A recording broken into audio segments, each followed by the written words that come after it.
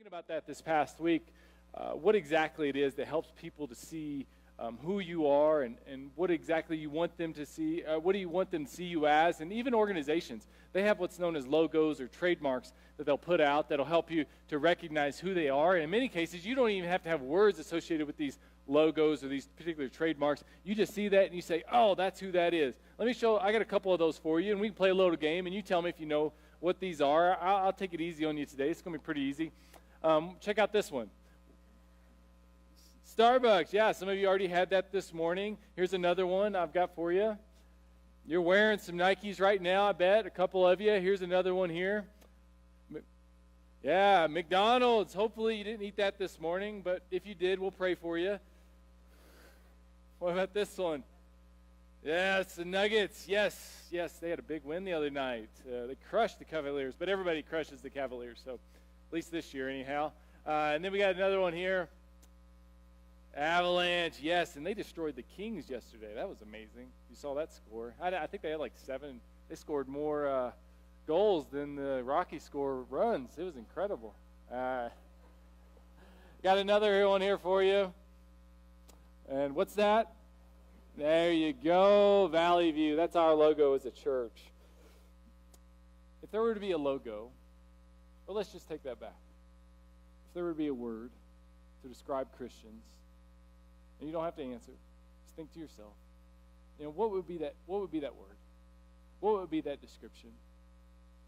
Because often in our world today, as people are trying to determine who they are and who they associate with, even in the evangelical world, the Christian world, often who you are as a Christian can get quickly associated with who you vote for.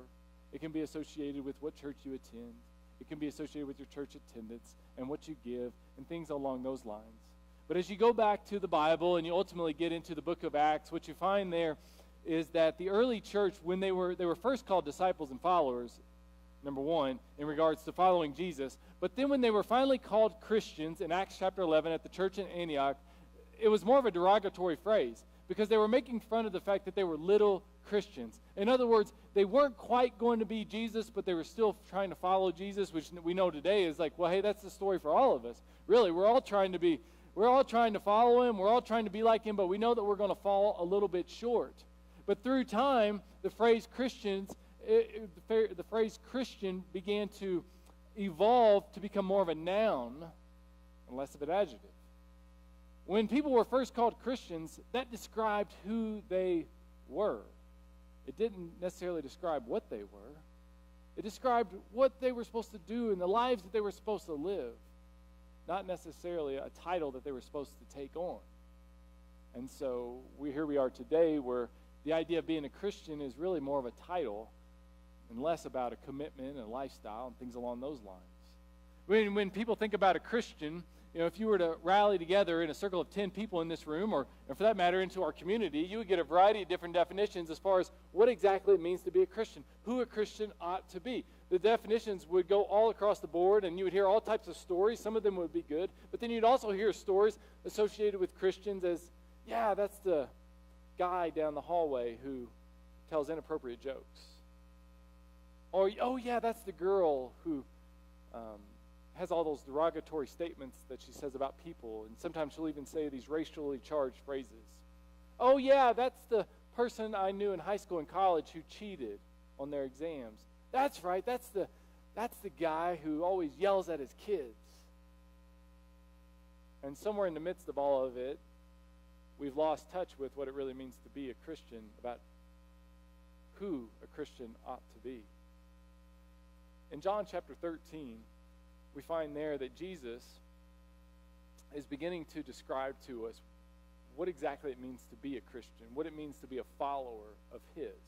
We look at other religions in our world today, and you'll see, one religion will have a dot on their forehead, and that's Hinduism. And then you'll see another religion you'll have a group of people in suits, and they ride around their bikes, and they got their name tags, and you all know who I'm talking about there. And then you have other groups of people that, like Jewish people, they have their yarmulkes. And so, they know how to distinguish themselves from other people. So we can't do any of those things to let people know who we are. If we shaved a right eyebrow, people would know who you were. If we wanted that to distinguish us from the rest of the world, because nobody does that. But Jesus offered us a different type of definition. description for what it means to follow him. And so as John 13 opened, the disciples and Jesus are in an upper room. And Jesus takes on a task to do something that nobody was willing to do. And he gets on his knees and he begins to wash his disciples' feet. He begins to care for them, to do something for them that they weren't willing to do for one another. He even washes the feet of Judas Iscariot, who he knew would ultimately betray him. And then from there, he says, I'm going to leave you. My time has come. It's time for me to go home.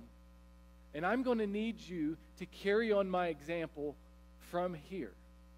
I'm going to need you to show people what it means to follow me, because I'm not going to be here anymore. And that was rather disturbing and concerning for the disciples, and they were just focused on the fact that he was leaving. They weren't necessarily focused on the calling that he was giving them. But in the midst of that, he gave them a very specific calling for how they were to let people know that they were a follower of his. And this is what he said in John chapter 13, verse 34 and 35. A new command I give you. Love one another. And in the Greek, there isn't a period here. It's just one sentence that runs together. Love one another as I have loved you, so you must love one another. It's been said that the golden rule is to treat another as you would want to be treated.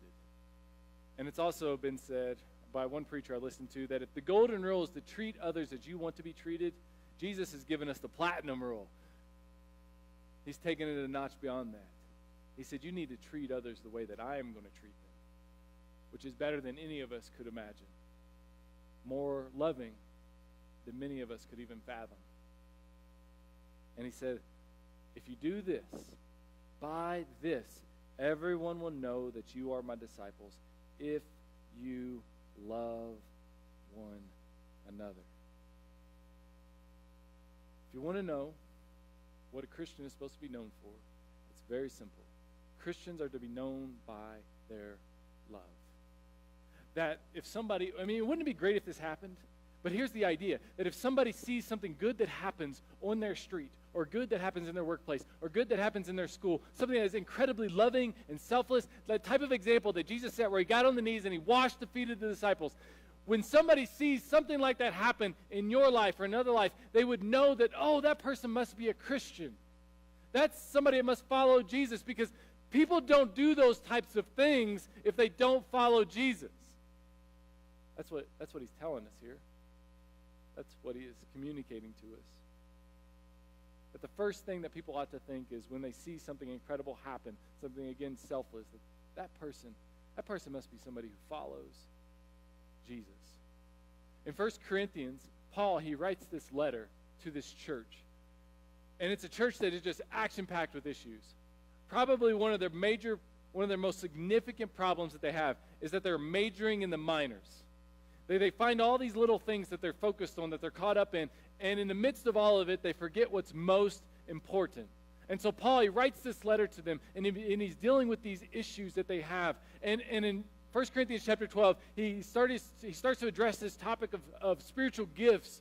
And he's saying, yeah, you've got spiritual gifts, and we're all part of one body, and if we work together, incredible things happen. That's what we're meant to do.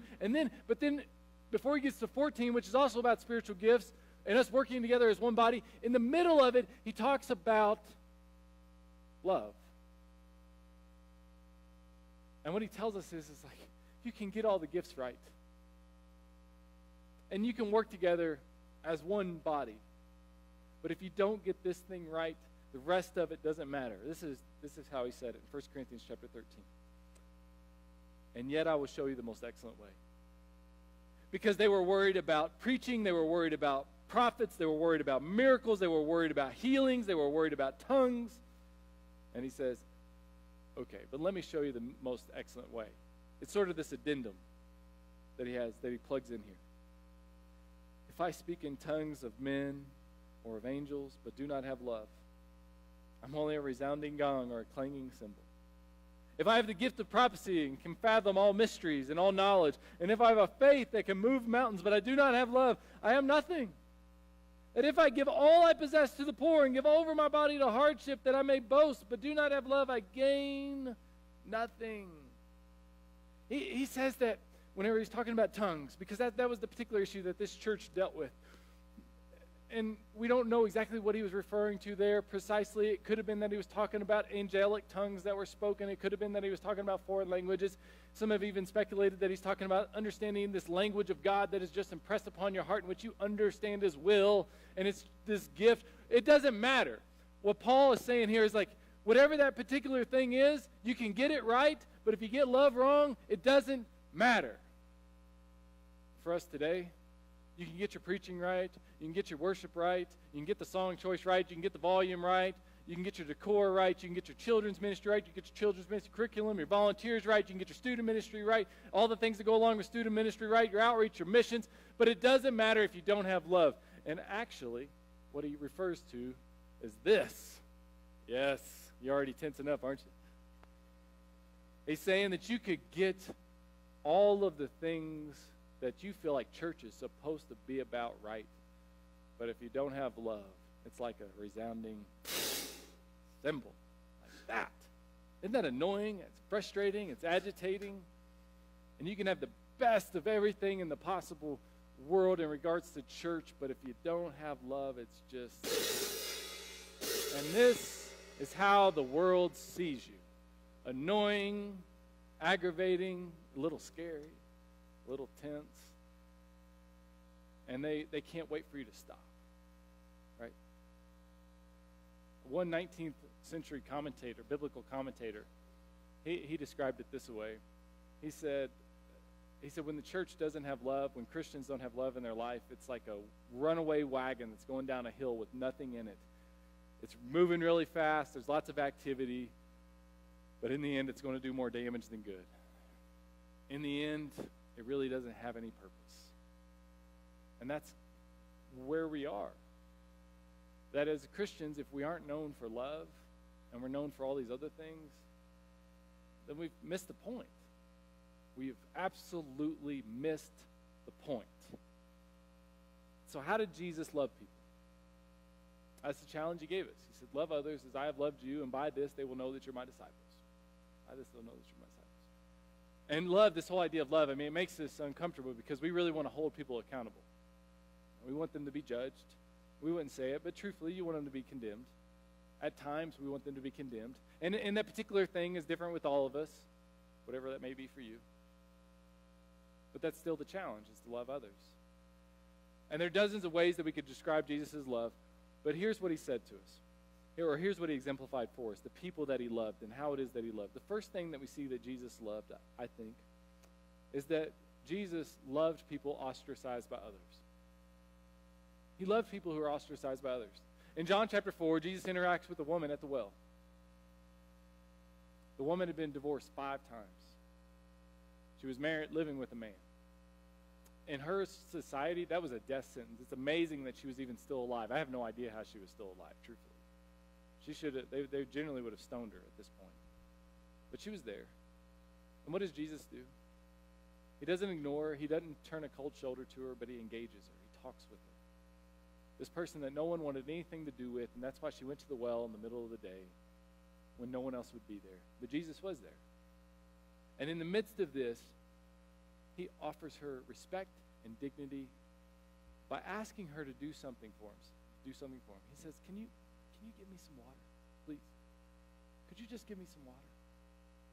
And she's just blown away that he would even talk to her in this way. But he did it. Because that's what Jesus did. In another story, there's an instance in which there's a bleeding woman. She'd been bleeding for 12 years. It was this terrible condition that she had. And she navigates her way through this crowd that is incredibly tense and tight. And she touches Jesus. And in the midst of touching him, this woman that no one else wanted to be around, she goes to him and she touches him. She is healed in that moment. And what does Jesus do? He doesn't ignore her, this person that no one wanted anything to do with. Instead, he turns around and he starts to look for her. And he's going to her. He's pursuing her. And it seems, and the Bible says, when she saw that she was not going to go unnoticed, in other words, when she saw that he wasn't going to stop pursuing her, she finally made herself known. This woman that no one wanted anything to do with, he went to. And he grabbed a hold of. It reminds me of the story I heard of some owners in Fargo, North Dakota, of a Little Caesars pizza. there was they have a policy at Little Caesars that they pre-make pizzas, but after a certain period of time, they have to throw the pizzas away. And so the stores naturally keep track of how many pizzas that they are throwing away. But they noticed that some of the pizzas that were being thrown into the dumpster were being taken.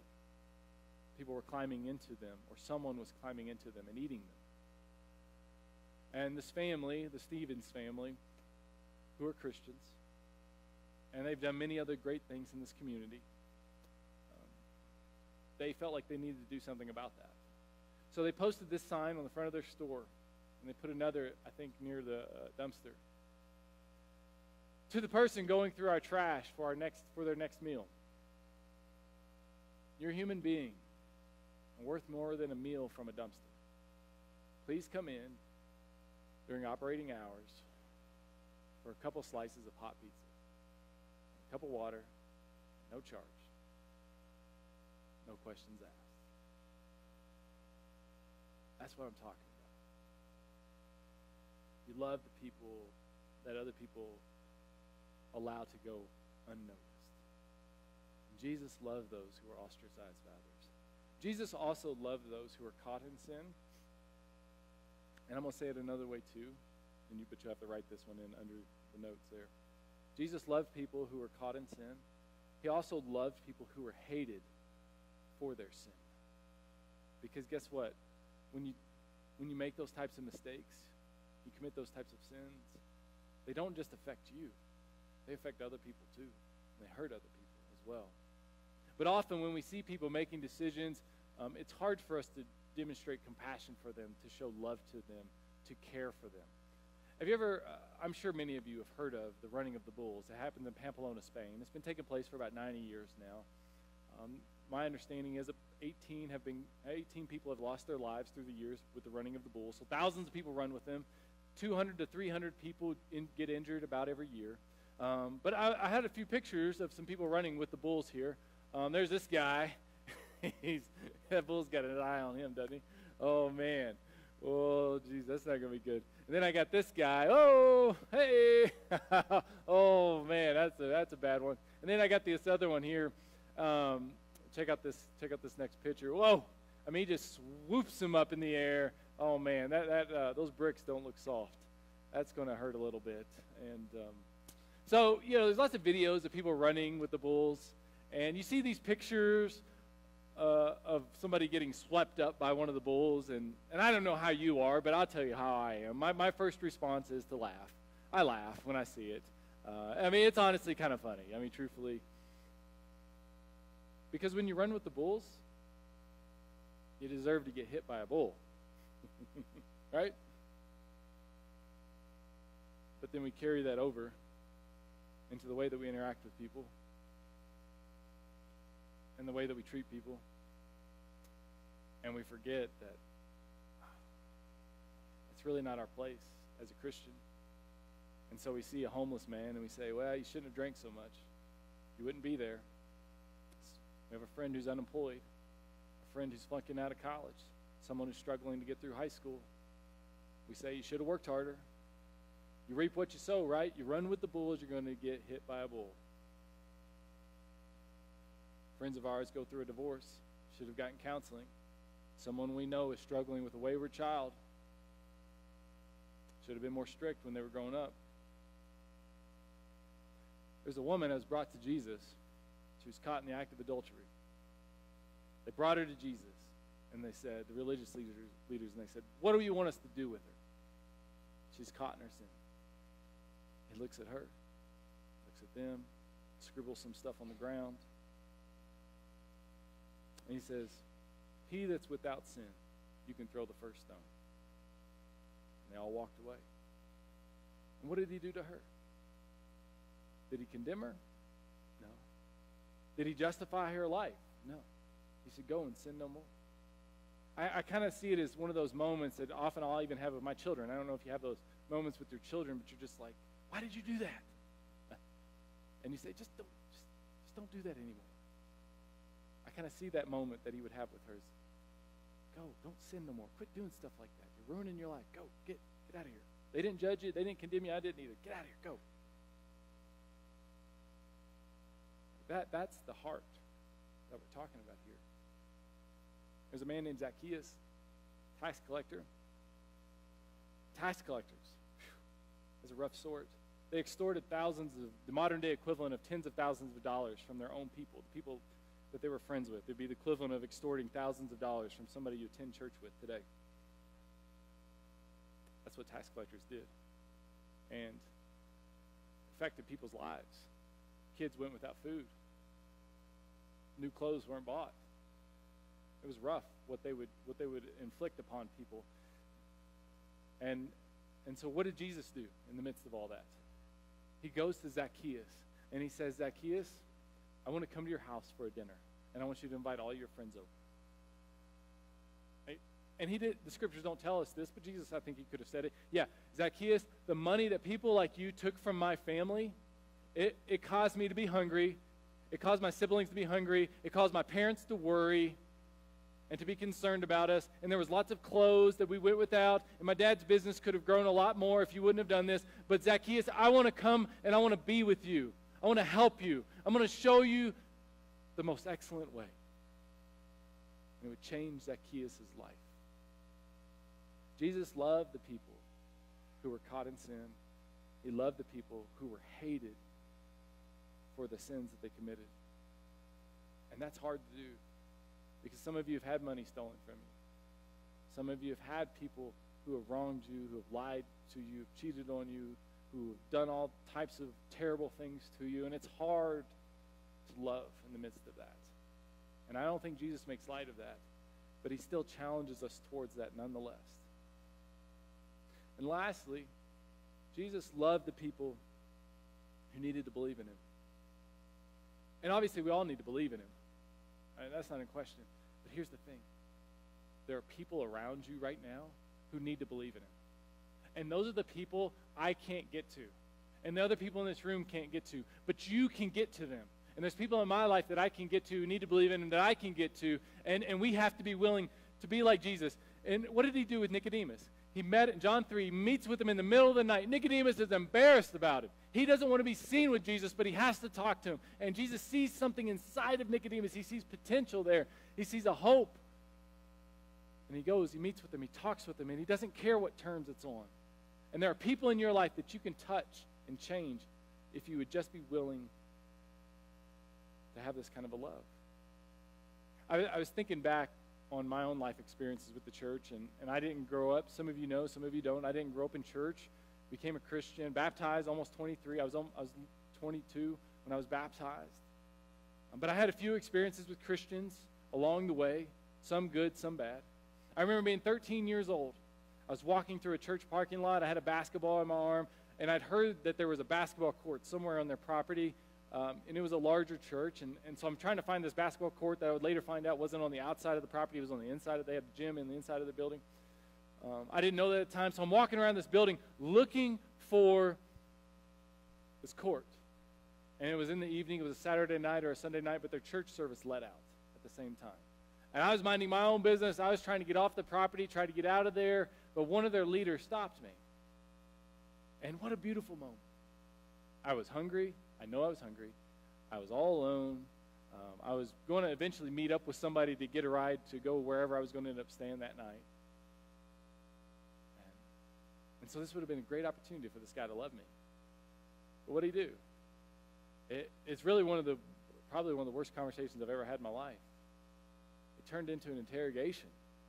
And he wanted to know why I was on the property and why I was walking around. And he had said there had been some vandalism that had been done to the property. And he wanted to know if I was the guy that had done that. And it was just beyond his comprehension that a kid would have just been looking for a basketball court to shoot hoops on. It was terrible. And here was this beautiful moment that he could have done something special. But he missed it.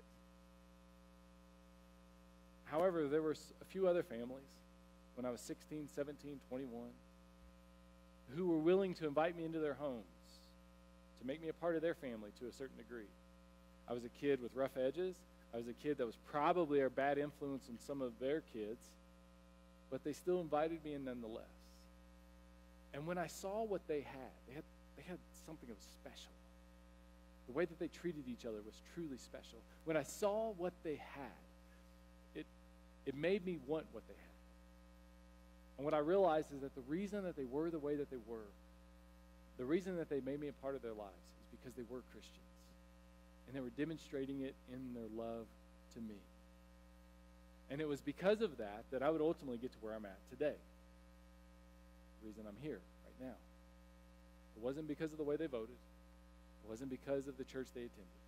It wasn't because of their church attendance or how much they serve or how much they gave, and all of those things are important. It was because they were willing to love me. It was because of the way that they treated me. Even though it might have cost them a little bit in the particular moment. You can change people's lives. And that's what this is about. This Love One initiative. Really, it's meant to be a movement for us as a church. Love one, that every single day we would take on a challenge to say, who can I love today? I just need to go out and love one person. You can love one person through your words, through your actions, through your prayers, through the sharing of your faith, and through a variety of other things, that every day you would just take that moment to maybe change someone's life. When the church started, they understood this. There was 120 of them, and they launched a movement that hasn't stopped to today and is the reason why you're here today. And today we can do that if we're willing to come together. And it's not something that we're going to talk about for a couple of weeks and then you'll never hear about it again. No. This is part of who we are. This is DNA type of stuff. This is the type of stuff that we always come back to again and again and again, that you'll see on our website, that you'll see in emails, that you'll see in other letters that we send out, that you'll hear about in sermons. That's what Love One is, because that's who we are. And if we aren't this, then what are we? Some clanging cymbals. That's what we are. And that's why we're making these. This is just a start with these shirts. And we're making them available to you. Get them while they last this Sunday. You can get one up, pick one up on the way out. They're completely free. Donations appreciated, but they're completely free otherwise. And we want to hear your stories. Like, if you really take this serious, forget the church, forget all that, but if you really take a faith in Jesus, if you really take Jesus serious, you should have some stories. It's a process that people go through whenever their lives are changed. We ought to be a part of that process for people. And you can be if you're willing to do it. And maybe it's shoveling snow, and maybe it's raking leaves, maybe it's giving away a car.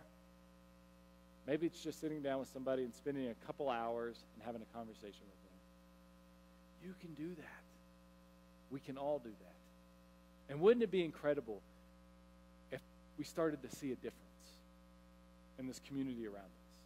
We started to hear the stories of the people in here. And we want to hear the stories. It's not you bragging. It's you share the story with us. We'll share the story with others, because we want to broaden people's perspective. We want to open their eyes to how it is that they can love others. This has been so removed from us, and we're so focused on these minor things that we don't even know exactly how, all the ways that we can love other people. But we can. And we should. And we need to. We have to. That's what we're called to. Let's have a word of prayer. We're going to wrap things up, and we've got a few more weeks as we'll be talking about Love One. Father, we thank you for the love that you've shown us in your Son. Lord, may that be a love that just stirs in our hearts, stirs in our souls. May it transform us. Father, may your Spirit empower us to go forth. God, open up our eyes to those providential moments that you bring into our lives in which, God, we can change a life. Lord, I just pray that people in this room, all of us, that we would take this serious. You know, it doesn't have to be a campaign from a church, because it's a charge from you. Help us to realize that. And you first went forward before us with your Son. And it's in his name we pray. Amen. Lots of great things happen.